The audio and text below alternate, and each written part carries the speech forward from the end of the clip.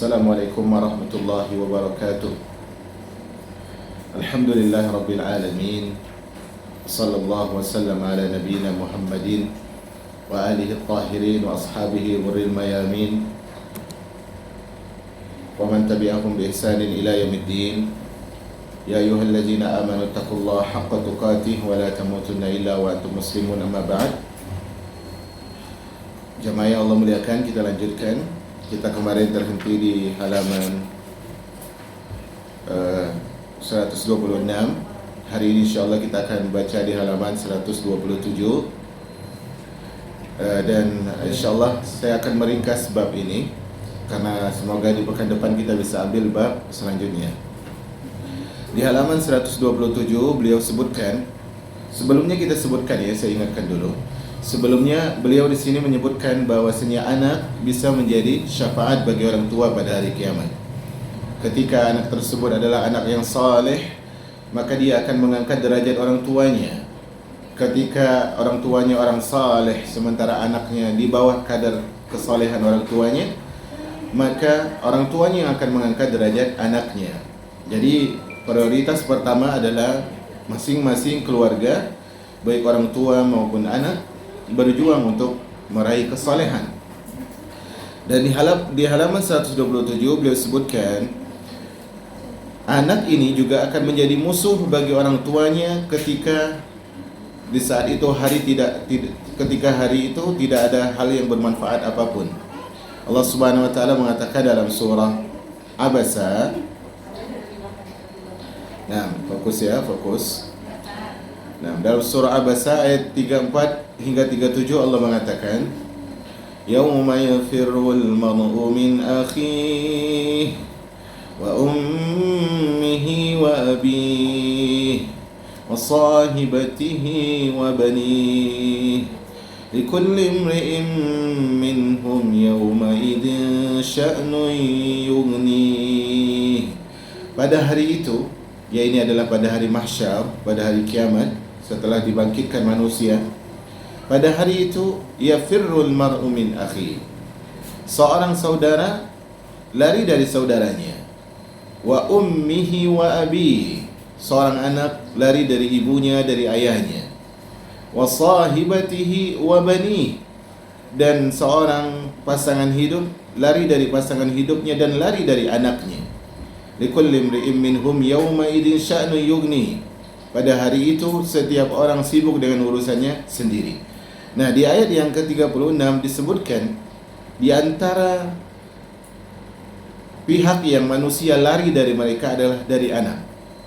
Kenapa demikian? Kata para ulama, karena seorang ayah, seorang ibu pada hari itu lari ketika melihat anaknya, dia khawatir akan dituntut oleh anaknya, akan diminta pertanggungjawaban karena tidak ada didikan agama yang diberikan, tidak ada amar ma'ruf nahi munkar yang ditegakkan pada keluarganya. Maka ketika melihat anaknya, maka dia lari, takut anak ini akan bilang kepada Allah, ya Allah, orang tuaku begini-begini, saya ingin berhujjah untuk menuntut mereka pada hari kiamat.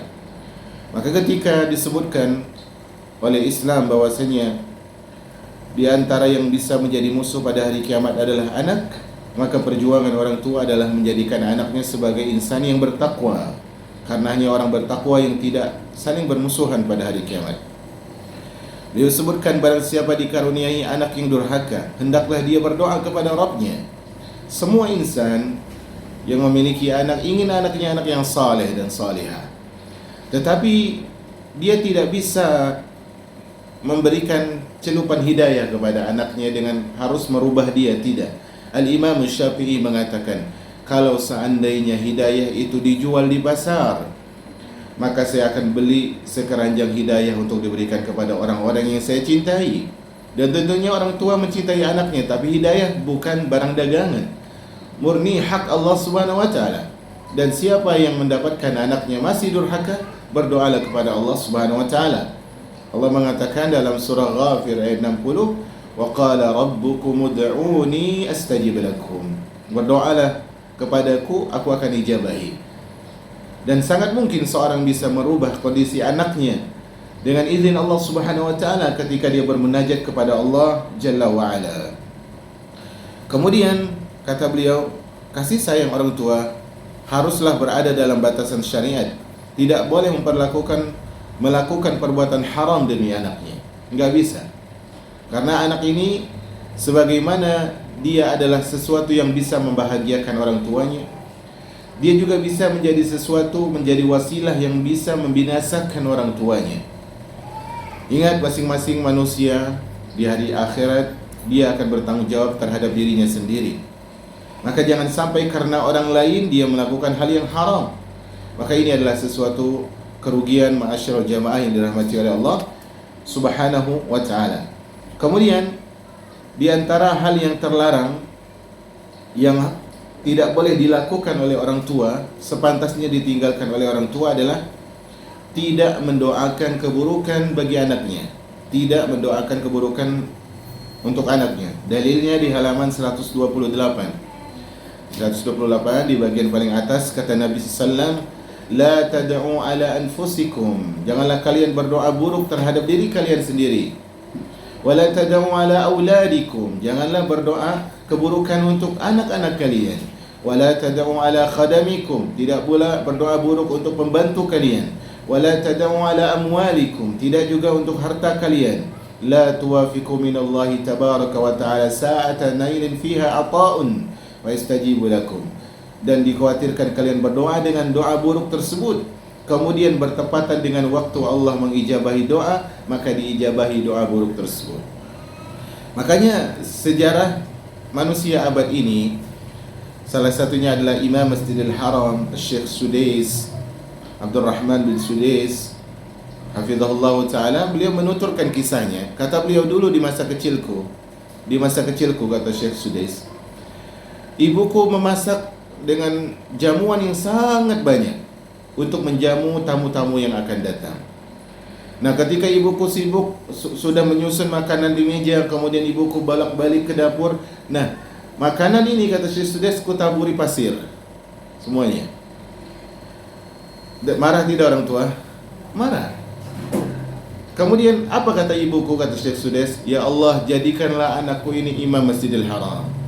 Dan Allah Subhanahu wa ta'ala apa? Kabulkan jawab. Perhatikan, ketika sejengkel-jengkelnya orang tua yang dia ucapkan doa yang saleh, maka ini adalah sesuatu yang sangat bagus. Karena Nabi SAW melarang kita untuk berdoa yang buruk. Kata Nabi SAW, di antara doa yang mustajab adalah doa keburukan orang tua untuk anaknya. Di antara doa yang mustajab, doa keburukan orang tua untuk anaknya. Maka bahaya jemaah yang dirahmati oleh Allah Subhanahu wa ta'ala. Kemudian di poin selanjutnya, di situ ada tulisan, kemudian ketahuilah bahwa Allah menjadikan anak-anak sebagai ujian bagi kita. Sekali lagi saya ringkas bab ini untuk agar kita bisa lanjut di pekan depan di bab setelahnya. Kata beliau, kemudian ketahuilah bahwa Allah menjadikan anak sebagai fitnah. Allah mengatakan, innama amwalukum wa auladukum fitnah, sungguhnya harta kalian dan anak-anak kalian akan menjadi fitnah, akan menjadi ujian, akan menjadi penghambat ketaatan, akan menjadi orang tuanya cinta dunia, akan menjadi orang tuanya susah untuk tegas, khawatir menyakiti anaknya, padahal ketegasannya justru menyelamatkan anaknya.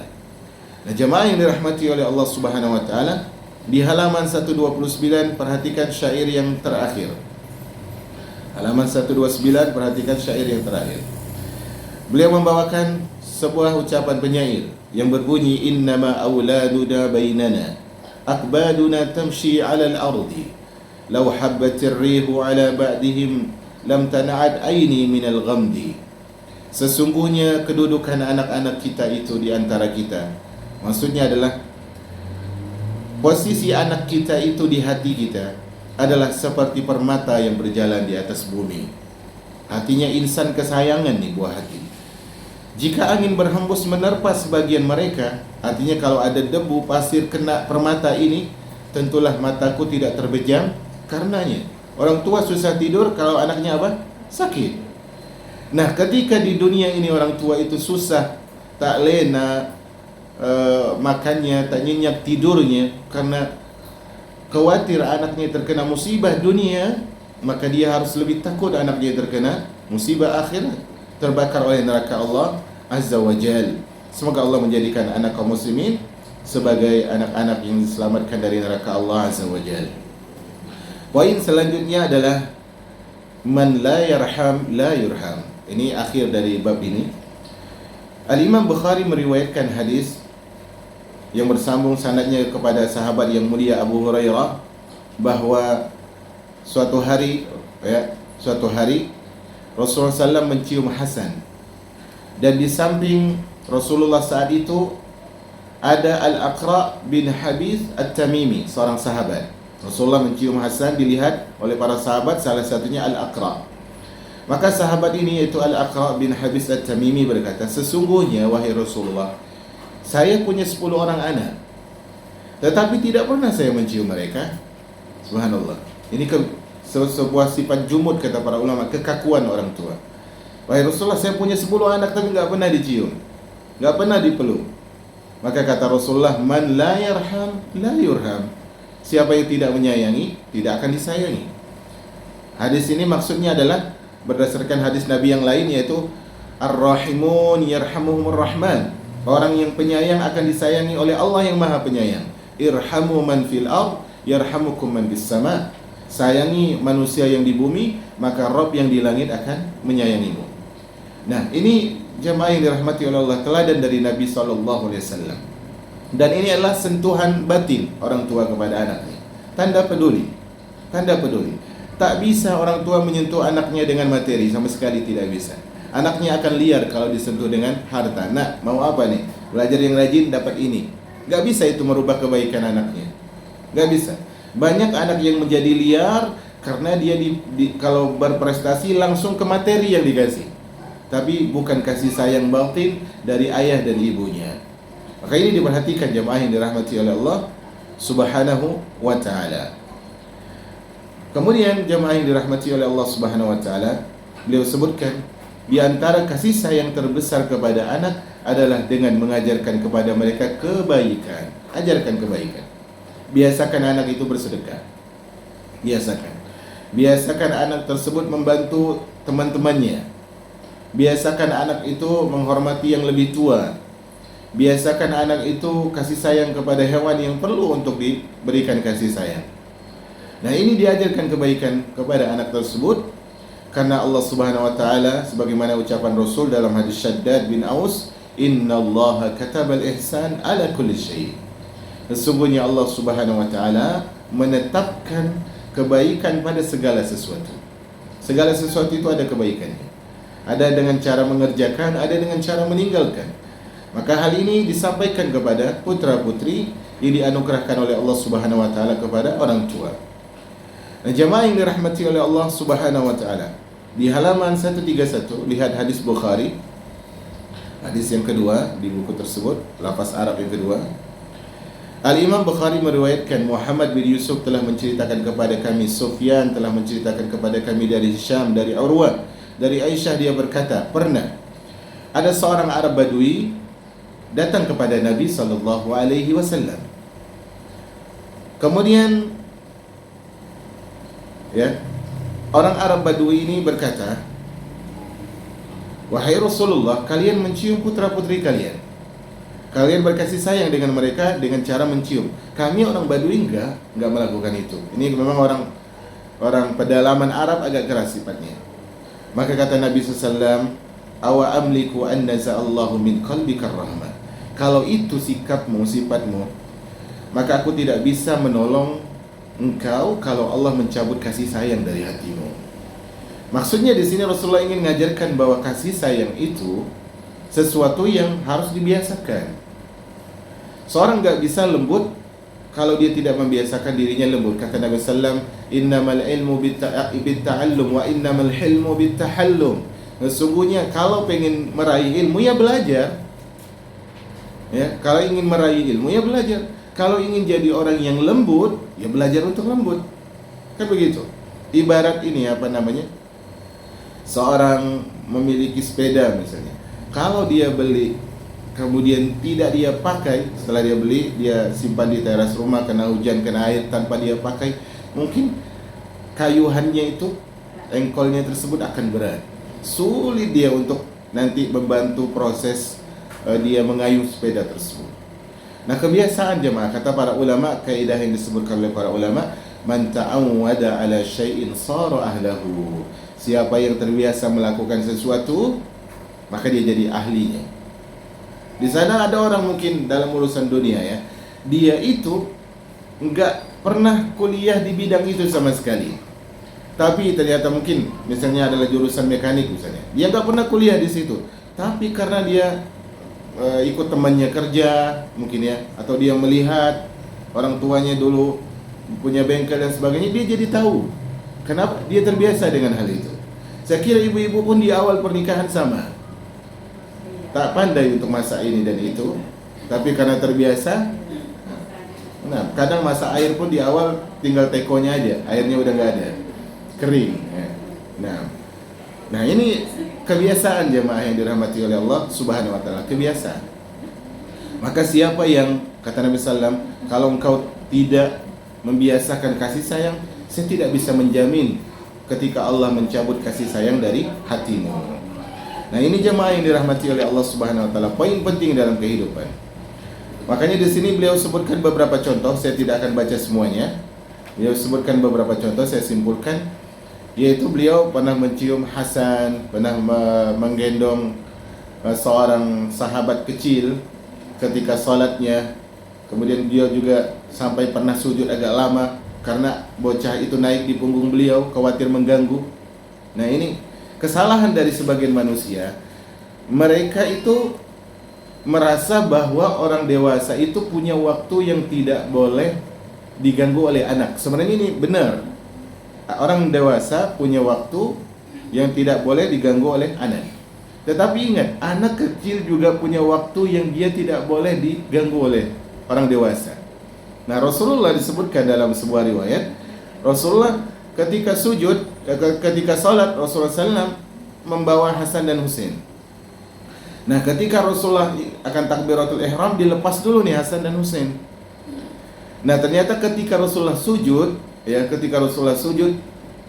para sahabat kok sujudnya lama sekali, merasa nggak biasanya nih. Mereka khawatir Rasulullah kenapa, bukan merasa walah imamnya lama pula nih, nggak gitu. Mereka khawatir Rasulullah kenapa. Maka ditanya setelah sholat, wahai Rasulullah, kami melihat kau sujud lama. Kata Rasulullah, sesungguhnya anakku, maksudnya Hasan dan Husain, sedang naik di punggung, aku khawatir mengganggu mereka.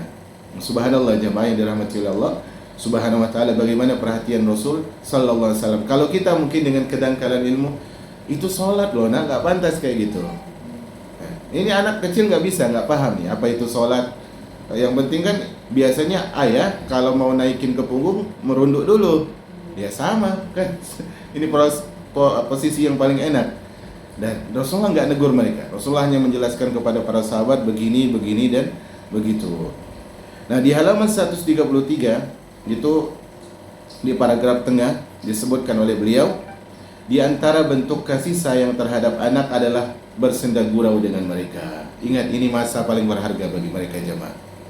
Masa paling berharga bagi anak, walaupun anak tersebut bukan masa untuk mengingat kenangan, tapi ingatlah, nyatanya kehidupan kecil mereka akan menghadirkan kenangan di masa ketika mereka dewasa nanti, terlebih ketika kehilangan orang tuanya. Al-Imam Bukhari meriwayatkan, Hibban telah menceritakan kepada kami, Abdullah telah mengabarkan kepada kami dari Khalid bin Sa'id dari ayahnya, dari Ummu Khalid binti Khalid bin Sa'ad. Ini yang bercerita adalah Ummu Khalid. Dia bercerita tentang masa lalunya. Aku, kata Ummu Khalid, mendatangi Rasulullah bersama ayahku. Ini dia menceritakan masa kecilnya. Aku bersama ayahku datang kepada Rasulullah. Dan saat itu Ummu Khalid menggunakan pakaian warna kuning, anak-anak wanita pakai baju kuning. Apa kata Rasulullah? Sana. Kalau bahasa kita, wah cute banget nih. Ya. Wah, cantik bener, lawanya Masya Allah, kan gitulah ya bahasa masing-masing. Maka ya Abdullah berkata yang meriwayatkan hadis, kalimat tersebut adalah bahasa Habasyah, maknanya adalah cantik dan bagus. Rasulullah memuji anak kecil ini sambil apa namanya? Bermuka ria, senyum kepada dia. Maka kata Ummu Khalid, aku pun bermain dengan cincin Nabi. Masih kecil, Nabi punya cincin kenabian. Kata ayahku, jangan, ngasih syarat jangan. Maka kata Rasulullah SAW, karena kan orang tua biasanya kan sama anak kecil, jangan, itu barang orang kan biasanya gitu. Maka kata Rasulullah, biarkanlah dia, karena hal ini pun nggak merusak sama sekali main cincin. Kemudian Rasulullah mengatakan, biarkanlah dia. Ini omongan Rasulullah kepada ayahnya Ummu Khalid. Kemudian apa kata Rasulullah SAW? Pakailah ia hingga husang. Ngasih tahu ke Ummu Khalid, wahai anak perempuan, pakailah baju ini sampai usang. Artinya dia ingin ngasih semangat nih sama anak nih. Kau kalau pakai pakaian ini cantik. Nah, ini orang tua bisa sampaikan kepada anaknya. Kalau pakai jilbab ini cantik banget lah kakak, cantik banget. Pakai baju ini terus ya. Nanti kalau baju ini dipakai terus, nanti kita cari yang baru yang lebih bagus dan sebagainya. Tidak masalah, demi untuk kemaslahatan dia.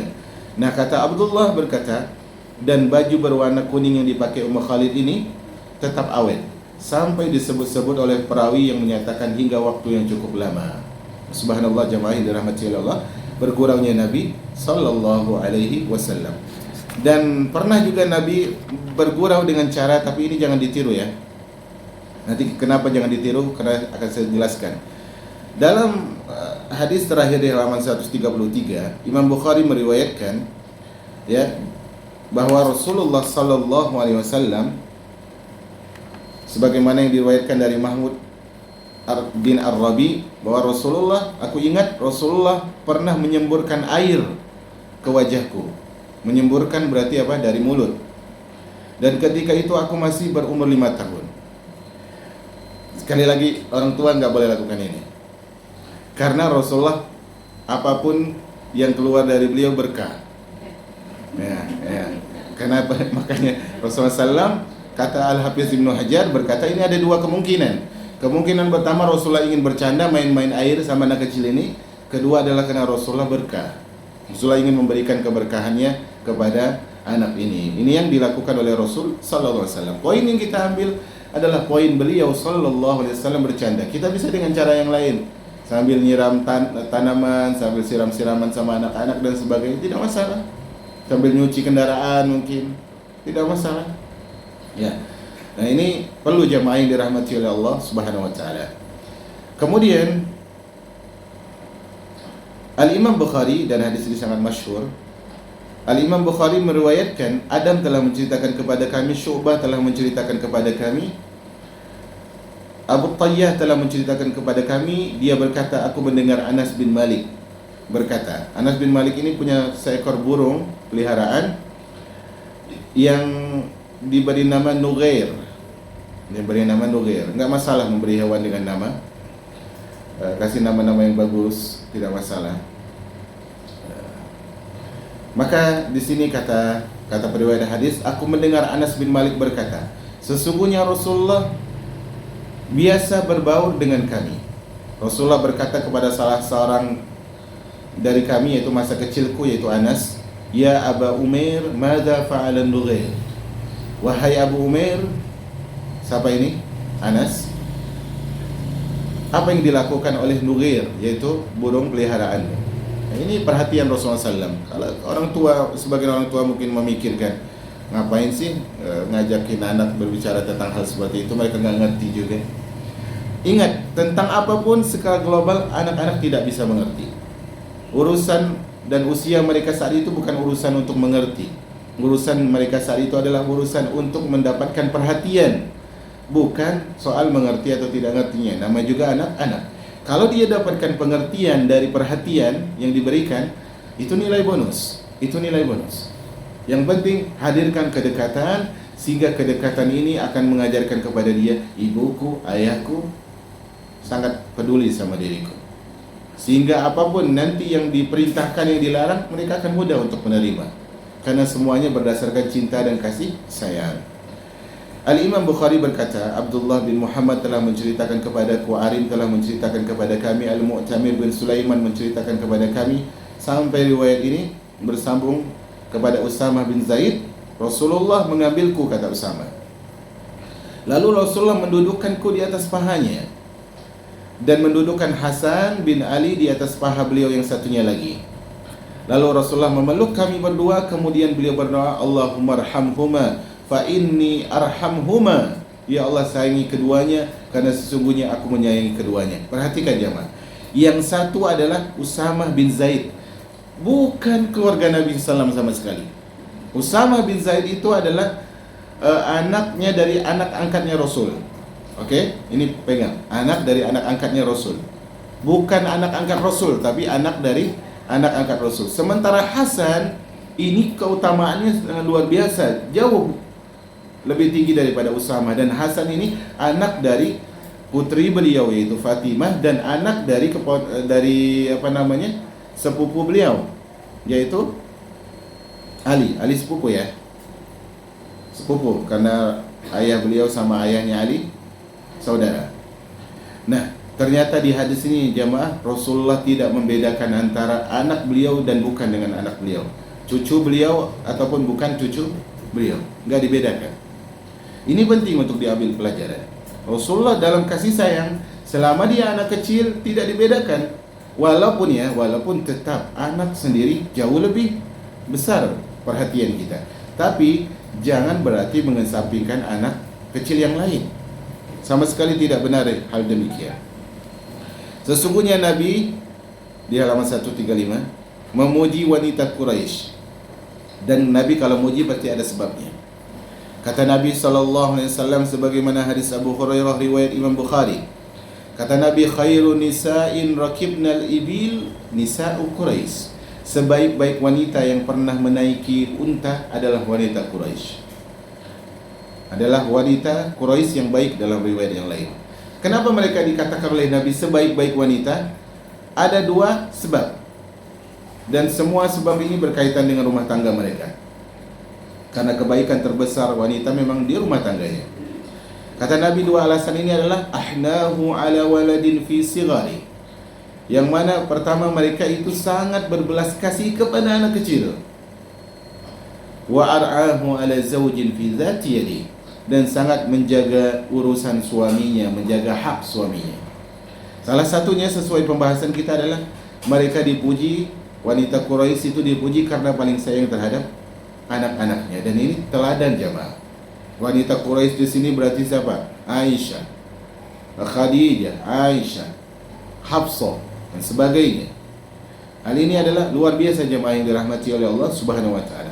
Nabi SAW memuji wanita-wanita sahabiyat ini di atas wanita-wanita yang lain karena sifatnya, bukan karena sukunya, tapi karena sifatnya, yaitu kasih sayang kepada yang kecil dan sangat menjaga hak suaminya, menyayangi anak-anak dan semua yang berhak untuk disayangi, termasuk sebab mendapatkan kasih sayang Allah. Dan ini adalah adab jemaah, adab dalam hidup. Kata Nabi SAW, laisa minna man lam yarham saghirana wa la ya'rif syarafa kabirina. Bukan bagian dari golongan kami orang yang tidak menyayangi anak kecil dan tidak menghormati yang lebih tua. Tidak menyayangi yang kecil, tidak menghormati yang lebih tua. Itu bukan bagian orang-orang yang mencontoh Nabi sallallahu alaihi wasallam. Nah, kemudian jemaah yang dirahmati oleh Allah Subhanahu wa taala, dalam di halaman 136 disebutkan hal yang sama. Apakah dia adalah anak kandungnya atau anak tirinya? Ini disebutkan oleh beliau di sini, penjelasan saya tadi. Karena sebagian wanita tidak bertakwa kepada Allah dalam memperlakukan anak tirinya. Cukuplah ibu kota yang kejam, jangan ibu tiri. Ya. Ibu tiri janganlah kejam sekali. Ya. Ketika ada, jangan ingat masa lalu ya. Saya nggak akan lari ke syair itu. Tapi ketika suami ada, anak dicinta. Ketika suami pergi, anak disiksa.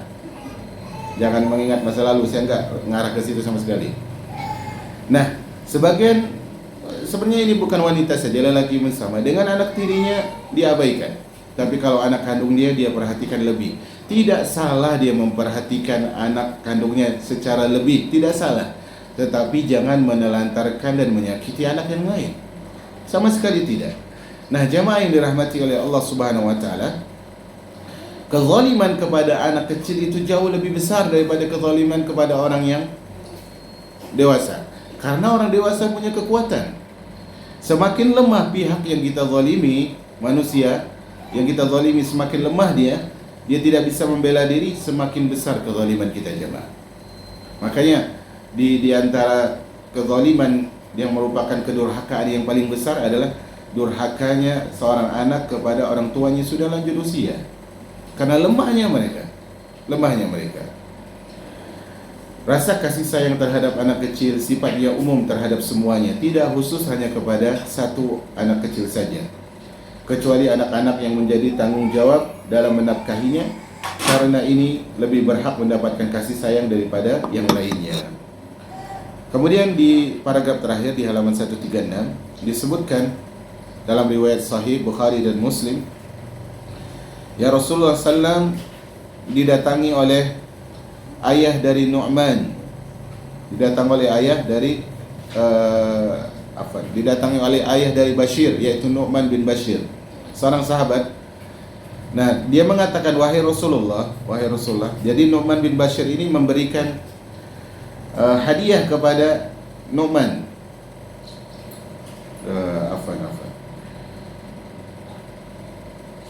Bashir ini memberikan hadiah kepada Nu'man.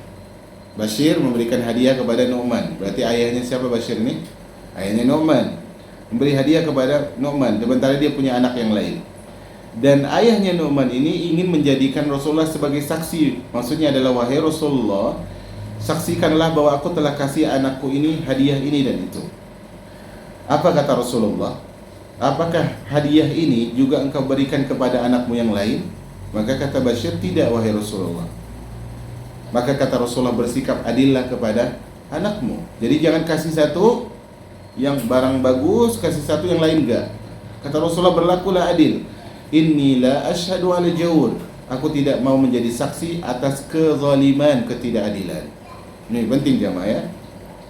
Kecuali kalau memang ranahnya adalah ranah perlombaan, misalnya abang, adik, kakak, siapa yang lebih berprestasi maka akan dikasih ini.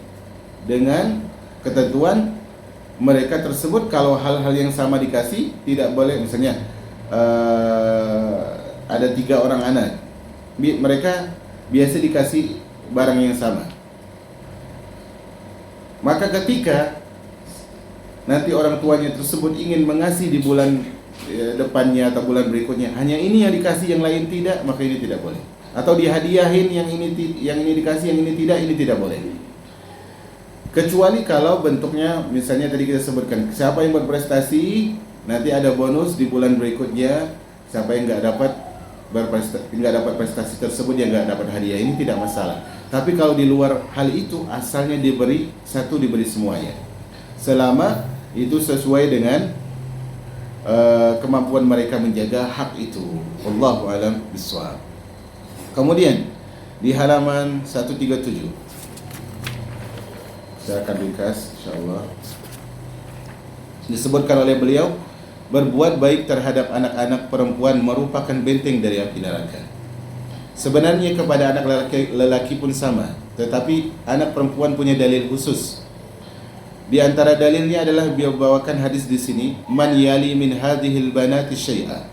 Siapa saja yang diuji dengan anak perempuan ini, fa ahsana ilaihinna, dia diberikan anugerah anak perempuan, dia berbuat baik kepada mereka, kunna lahu sitran minan nar, pada hari kiamat mereka akan jadi hijab yang akan menghalangi neraka menyentuh orang tuanya. Ini penting jamaah, karena memang tidak gampang mendidik anak perempuan. Terlebih anak perempuan ini kalau udah dewasa dia akan pindah rumah. Dia ambil orang lain yang belum kenal, tiba-tiba melamar, hilang, pindah rumah, nggak serumah dengan dia lagi. Nah, apalagi juga anak perempuan pada asalnya kebutuhannya lebih besar dari segi perangkat yang dia butuhkan dan banyak macamnya. Makanya hal ini jemaah yang dirahmati oleh Allah Subhanahu wa taala, siapa yang menjaga anak perempuan ini dengan kesulitan yang ada, dia berbuat baik, maka dia akan menjadi orang yang diselamatkan dengan sebab anak tersebut dari neraka Allah Subhanahu wa taala. Di antara sebab, kata para ulama, kenapa Allah mengkhususkan anak perempuan, karena orang-orang jahiliyah dahulu jika diberikan kabar gembira lahirnya anak perempuan, maka mereka tersebut merasa hina. Allah sebutkan di sini, beliau bawakan surah An-Nahl ayat 58 dan 59, Allah Subhanahu wa taala mengatakan, "Wa idza busyira ahaduhum bil untha dhalla wajhuhu muswaddan wa huwa kadhim." Kalau salah seorang di antara mereka diberikan kabar gembira, Allah kasih tahu nih kabar gembira, anakmu perempuan, maka wajah mereka menjadi hitam legam karena menahan amarah. Ditahan tuh amarah, darah naik ke wajah, ditahan, emosi ditahan, malu dia. Kenapa? Kata Allah, yatawara minal qawmi min su'i ma busyira bih. Dia itu hitam wajahnya menahan marah karena menyembunyikan dirinya dari orang banyak, karena kabar gembira ini menyakiti dia. Dia bingung apa yang harus dia buat. Kata Allah, ayumsikuhu ala hunin. Apakah dia tahan anak perempuan ini, dia jaga tapi hina? Au yadussuhu fit turab. Atau mungkin dia kubur hidup-hidup. Apa kata Allah? Ala sa'a ma yahkumun. Alangkah buruk apa yang mereka lakukan. Makanya Allah sebutkan dalam firman-Nya, wa idzal mau'udatu su'ilat. Pada hari ketika anak perempuan dikuburkan hidup-hidup itu akan ditanya, wahai bocah-bocah, apa salah kalian kok dikubur hidup-hidup? Nanti mereka akan ditanya, dan pelaku penguburan ini termasuk pula adalah yang menggugurkan janinnya. Mereka akan dihisab dengan hal itu. Nah, Islam datang, ya, Islam datang itu untuk memuliakan wanita. Maka di sini beliau sebutkan, kemudian datanglah Islam menjelaskan dan menguatkan kedudukan anak perempuan. Makanya kalau seketika wanita mencari kemuliaan dengan kebebasan dirinya sendiri, dia enggak mulia. Karena asalnya terbukanya aurat dan bebasnya tanpa aturan wanita itu sifat jahiliyah. Islam datang menjadikan mereka lebih terhormat. Islam datang menjelaskan dan menguatkan kedudukan anak perempuan. Di antaranya, di antara keistimewaan anak perempuan di dalam Islam, di antara, ya, ini di antara, sangat banyak sebenarnya. Allah menciptakan mereka dari laki-laki sebagaimana dia menciptakan laki-laki tersebut. Allah menciptakan wanita tersebut dari laki-laki. Maksudnya adalah asal dari Hawa itu dari tulang rusuknya Adam. Enggak ada bedanya, maksudnya gitu. Ya. Dan sama-sama seorang itu diciptakan oleh Allah Subhanahu wa taala, wanita ini untuk membawa ketenangan bagi laki-laki itu sendiri. Dalam ayat yang masyhur ini yang sering dibawa di pernikahan, Allah Subhanahu wa taala mengatakan, wa min ayatihi an khalaqa lakum min anfusikum azwaja. Di antara tanda kekuasaan Allah adalah Allah menciptakan untuk kalian istri-istri dari jenis kalian sendiri, dari kalian wahai lelaki. Untuk apa? Litaskunu ilaiha, agar kalian itu tenang. Agar kalian itu tenang. Makanya jemaah, para suami itu, ini bongkar sedikit ya. Ya, kalau ditanya apa kabar aja udah luar biasa itu jemaah. Luar biasa, apa kabar? Walaupun mungkin istrinya lagi jutek, semoga dia kabarnya gak baik kan. Tapi ditanya apa kabar aja, udah luar biasa itu. Litaskunu, karena menenangkan. Karena wanita tersebut jemaah, seorang istri khususnya bagi suami, itu bagaikan awan yang menaungi teriknya mentari, adem. Adem. Ya, adem sekali. Bagaikan apa? Bagaikan bintang yang menggantikan posisi bulan yang tertutup awan kelam. Indah jemaah. Kelap-kelip hatinya itu. Itu keutamaan pertama. Keutamaan kedua dari kenapa wanita tersebut dimuliakan, harus dimuliakan, karena Islam, karena Allah menjadikan wanita sebagai saudara kandung bagi lelaki. Kata Nabi sallam, an-nisa'u syaqa'iqur rijal. Wanita tersebut adalah saudara kembarnya lelaki. Maksudnya dari tulang rusuk tadi. Yang ketiga, Allah memberikan pahala kepada wanita atas amal soleh. Maksudnya apa? Kalau wanita itu tidak berharga, maka amal solehnya nggak mungkin diberikan pahala. Tapi buktinya Allah juga balas wanita sebagaimana Allah balas untuk lelaki. Kata Allah dalam surah An-Nahl ayat 97, sekali lagi saya ringkas bab ini. Di ayat yang kedua di halaman 139 Allah mengatakan man amila salihah, siapa yang beramal saleh, min dzakarin aw untha wa huwa mu'min, baik lelaki maupun wanita, dan dia beriman, falanuhyiyannahu hayatan thayyibah, kami akan berikan pada mereka kehidupan yang baik, walanajziyannahum ajrahum bi ahsani ma kanu ya'malun, kami berikan kepada mereka balasan dengan yang sebaik-baiknya karena upaya amalan saleh yang mereka lakukan. Ini luar biasa ya, pemuliaan terhadap wanita. Yang keempat, Allah juga menetapkan warisan bagi wanita sebagaimana ditetapkan bagi laki-laki. Kalau ternyata wanita tersebut adalah lebih hina daripada lelaki, maka Islam tidak menetapkan, tapi buktinya ditetapkan. Itu yang keempat. Yang kelima, syariat Islam mewajibkan bagi walinya nih, ada seorang wanita dewasa, baik gadis ataupun janda, Allah mewajibkan bagi walinya untuk minta izin kepada anak perempuan tersebut. Minta izin. Kalau dia janda minta izin, kalau dia gadis minta pendapat. Ya, maka hal ini menandakan bahwa wanita tersebut punya pilihan, enggak pantas dia dipaksa. Yang keenam di halaman 141, Islam memerintahkan seorang suami agar mempergauli istrinya dengan baik.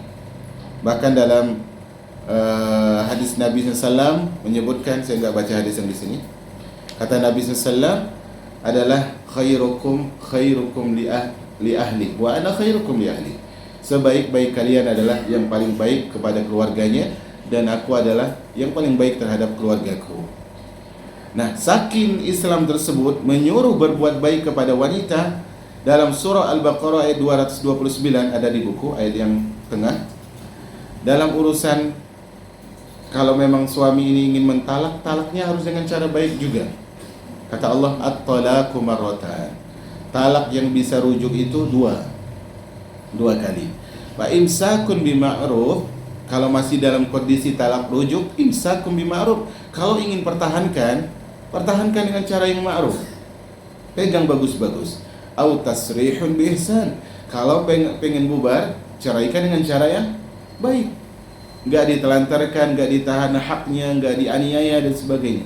Ini pemuliaan terhadap wanita, jamaah yang dirahmati oleh Allah Subhanahu wa taala. Tentunya masih banyak lagi dari dalil yang menjelaskan kedudukan wanita sangat berharga di dalam Islam, dan menjelaskan bahwa Allah Subhanahu wa taala sangat memuliakan para wanita. Intinya jamaah yang dirahmati oleh Allah Subhanahu wa taala, tujuan dari semua muamalah dalam keluarga adalah surah Al-Hujurat ayat 13.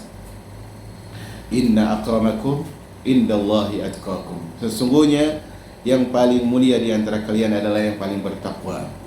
Berlomba itu orang tua dengan anak-anaknya, suami dengan istrinya, berlomba siapa yang lebih bertakwa di hadapan Allah Subhanahu wa taala. Jamaah yang dirahmati oleh Allah Subhanahu wa taala, bukanlah merupakan keindahan ketika kebahagiaan keluarga tersebut berujung dengan kematian. Apalah artinya keluarga itu bahagia tapi terpisahkan, kebahagiaan itu diputus oleh kematian. Yang paling bagus dari kebahagiaan rumah tangga adalah berlanjut hingga ke jannahnya Allah Subhanahu wa taala. Di mana mungkin sebahagia apapun keluarga itu di dunia ini, maka mereka pasti akan dirundung oleh kesedihan. Awan hitam pasti akan menaungi mereka. Mungkin anaknya sakit, mungkin orang tuanya sakit, mungkin pasangan hidupnya sakit. Tapi di surga enggak ada yang sakit, ya, Pak.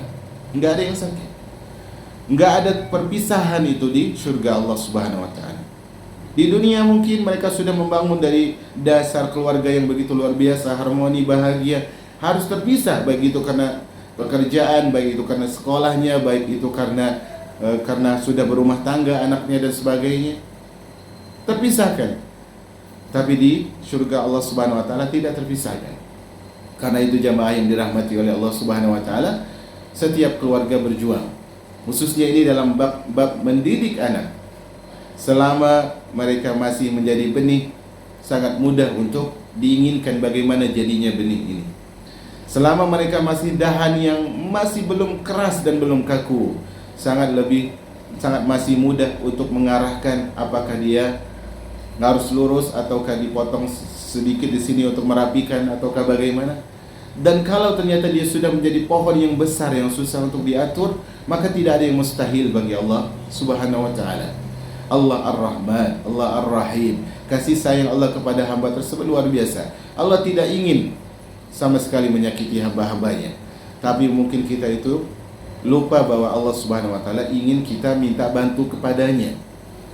Apa yang kita pelajari sejauh ini dari bab yang kedua ini? Mengajarkan kepada kita bahwasanya seorang orang tua atau setiap orang tua dalam urusan apapun libatkan Allah Subhanahu wa taala. Libatkan Allah Subhanahu wa taala. La haula wala quwata illa billah. Kita enggak bisa apa-apa. Makanya Nabi sallallahu alaihi wasallam mengatakan, Allahumma rahmataka arju atau Rabbi rahmataka arju. Ya Allah, wahai Rabbku, rahmatmu yang kuharapkan. Wala takilni ila nafsi tarfata ain. Jangan sedikit pun, sebentar pun engkau jadikan aku bersandar kepada diriku ini, walaupun sekejap mata. Kita tanpa Allah Subhanahu wa taala enggak bisa apa-apa. Enggak bisa apa-apa. Kalau semua manusia mensupport kita, sementara Allah Subhanahu wa taala tidak peduli dengan kita, apa yang diharapkan jemaah. Libatkan Allah. Betapa sering orang tua mengeluhkan tentang anaknya. Kemarin beberapa waktu, sekarang lebih 5 atau 3 bulan yang lalu, kita diamanahi untuk untuk menasehati anaknya yang dikira kurang berbakti kepada orang tua. Sebenarnya susah untuk menasehati anak yang durhaka kepada orang tua dari satu sisi, karena orang tuanya pun terkadang durhaka kepada anaknya. Makanya di antara tanda durhaka orang tua kepada anaknya, kata Umar bin Khattab, adalah dia tidak mengajarkan agama kepada anaknya. Dia sudah durhaka sebelum anaknya durhaka. Enggak kasih nama yang bagus juga tanda durhakanya orang tua. Enggak kasih nama anak yang bagus, itu juga tanda durhaka. Sama kalau ibu-ibu nih, baik anaknya laki-laki maupun anaknya perempuan, kalau dia tidak memilihkan pasangan yang saleh, yang salihah untuk anaknya, berarti dia orang tua yang durhaka. Pegang itu baik-baik. Membiarkan anak-anak dengan pasangan pilihannya, sementara pilihan itu bukan pilihan yang saleh, itu tanda durhaka orang tua kepada anaknya. Nah, jemaah yang dirahmati oleh Allah Subhanahu wa taala, maka kita bertakwa kepada Allah Subhanahu wa taala dalam semua urusan kita.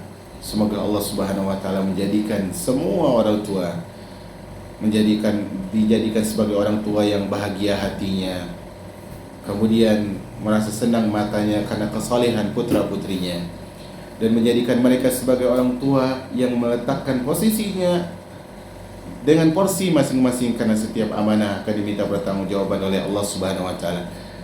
Sebagaimana waktu antara seorang istri dengan suami dan sebaliknya, ada waktu-waktu di situ mereka harus berbicara. Walaupun anak itu udah gede, itu segede apapun mereka, ingat, sampai kapanpun mereka tidak pernah bisa lepas dari kebutuhan untuk 4 mata dengan orang tuanya. Nggak cukup dengan handphone saja, nggak cukup dengan sekali. Karena beda jemaah, berbicara dengan lisan dengan berbicara dengan rona muka dan pandangan mata, berbeda. Maka ajak berbicara, tanya kabar, walaupun mereka sudah berkeluarga, nggak usah masuk ranah keluarga mereka, tapi bagaimana kabar, kemudian motivasi untuk berbakti, motivasi untuk berbakti kepada suami, motivasi untuk memperhatikan istri kalau anaknya adalah anak laki-laki, dan seterusnya. Ingatkan mereka, jangan lupa minta tolong kepada Allah Subhanahu wa taala. Kita saling mendoa, walaupun kau sudah punya keluarga yang lain, tapi kita masih keluarga besar, kita saling doa. Dan ini sangat baik jemaah. Kalau seorang itu sudah bisa mengcover keluarganya, disetting semaksimal mungkin sesuai dengan kemampuannya untuk berada di jalan ketaatan, maka Allah Subhanahu wa taala akan lakukan untuk hidup mereka jalan-jalan kemudahan, dan solusi akan sangat mudah hadir, dan tidak pernah ada jalan buntu bagi mereka. Wallahu a'lam bishawab. Wassallallahu ala nabiyyina Muhammad walhamdulillahi rabbil alamin.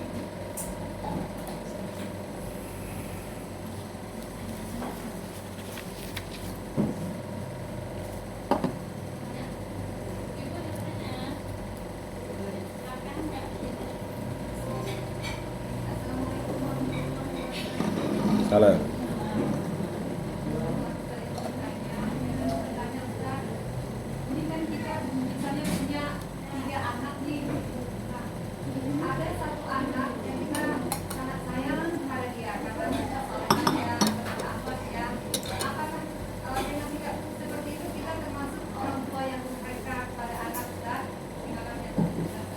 ya, ketika seorang ibu atau seorang ayah memiliki beberapa anak, kemudian salah satu anaknya dilihat lebih saleh daripada yang lain, kemudian condong hatinya kepada anak tersebut dibandingkan anak-anak yang lain, apakah dia termasuk yang durhaka? Jawabannya tentulah tidak. Tentu bukanlah merupakan kedurhakaan ketika mencintai kesolehan dan mencintai orang saleh. Itu bukan kedurhakaan. Ketika dia mencintai, lebih condong kepada anaknya yang saleh daripada anaknya yang tidak saleh atau belum saleh, maka itu adalah sebuah keharusan memang. Justru kalau dia setarakan antara anaknya yang saleh dengan anak yang belum saleh, itu kezaliman. Itu kezaliman. Makanya tadi saya bilang, kalau ngasih sesuatu yang itu adalah bukan sebuah kompetisi tadi, kasih semuanya. Tapi kalau kasih tahu kepada yang lain, siapa yang berprestasi akan dikasih lebih. Nah, ini bukan merupakan kedurhakaan. Bukan merupakan kedurhakaan. Jadi kalau perhatian seorang ibu, seorang ayah kepada anaknya yang lebih soleh dan soleha itu, dia lebih condong kepada situ, lebih nyaman dengan anak ini, tidak masalah, dengan catatan ya. Dengan catatan, perhatikan ini ya, dengan catatan dia tidak boleh bebas menampakkan keakraban kepada anak yang soleh ini di depan anak yang belum soleh. Paham di sini? Dalam artian dia berbuat baik kepada anak ini, kecondongan hatinya memang, oke? Kecondongan hatinya dia tidak bisa bendung, tapi dalam perilaku dia harus adil. Sama dalam urusan apapun, urusan hati itu manusia nggak bisa mengontrol. Dalam artian kadang dia lebih condong ke sini, kadang lebih condong ke situ. Tapi apa? Dalam perilaku dia harus adil. Misalnya yang ini misalnya masak ini, lauk ini untuk kakak yang soleh ya. Lauk ini misalnya apa? Lauk A untuk kakak yang soleh, lauk B untuk adik misalnya, karena adik belum soleh. Nggak bisa kayak gitu. Tapi kalau ditanya adalah tentang kecondongan hati, tidak masalah. Tapi dalam perbuatan harus adil. Perbuatan harus adil. Wallahu a'lam bishawab.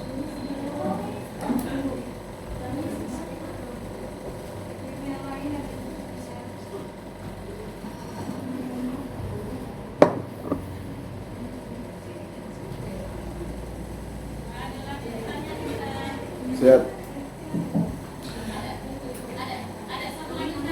Ya, silakan. Assalamualaikum warahmatullahi wabarakatuh. Ya.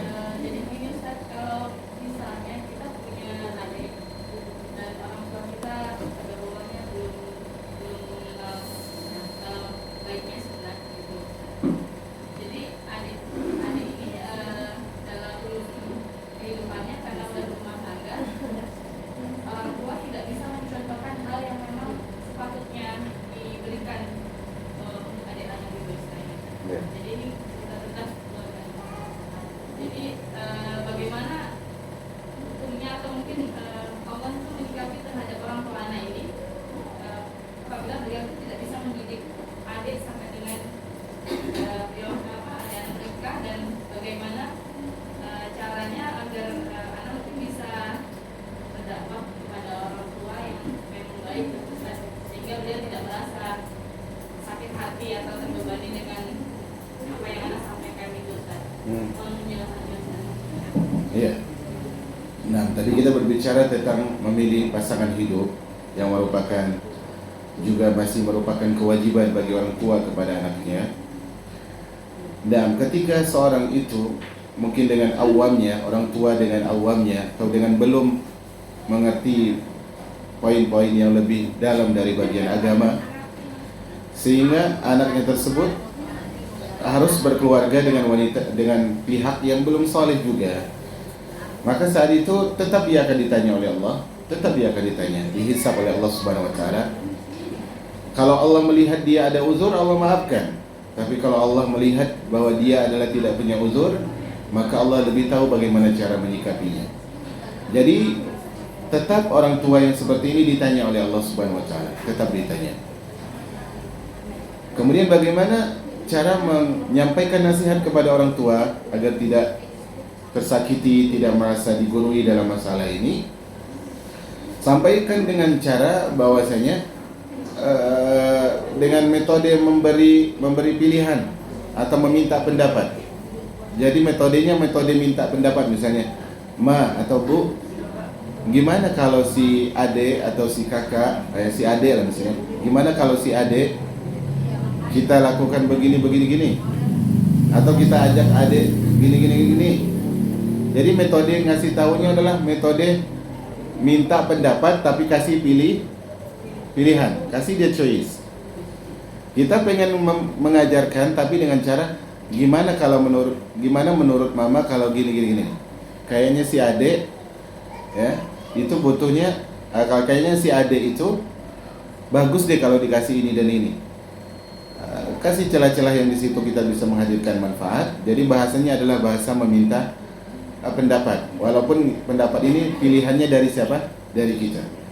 Itu diantara caranya. Dan diantara caranya juga adalah kita berkisah. Sampaikan kisah keluarga ini dan keluarga itu, Masya Allah, tanpa mengarah ke ucapan coba ya keluarga kita kayak gitu, nggak usah. Ceritakan kesalehannya, kalau perlu latar belakang mereka tadi, kemudian ceritakan. Hal seperti ini bisa menjadi sarana dakwah kepada orang yang lebih tua daripada kita.